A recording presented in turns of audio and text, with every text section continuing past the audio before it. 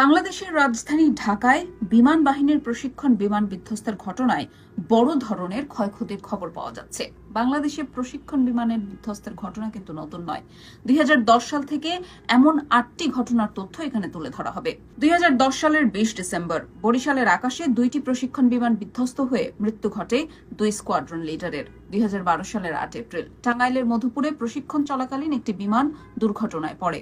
একজন পাইলট মারা যান এবং অপরজন গুরুতর আহত হন। 2017 সালের 11 জুলাই চট্টগ্রামের লোহাগড়ায় একটি YAK-130 প্রশিক্ষণ বিমান বিধ্বস্ত হয়। পাইলটরা ইজেকশন করে বেঁচে যান। একই বছরের 27 ডিসেম্বর কক্সবাজারের মহেশখালীতে 2টি YAK-130 প্রশিক্ষণ বিমান মুখোমুখি সংঘর্ষে বিধ্বস্ত হয়। ওই ঘটনায় 4 জন পাইলটই সফলভাবে বেরিয়ে আসতে পারেন এবং বড় ধরনের প্রাণহানির ঘটনা এড়ানো সম্ভব হয়।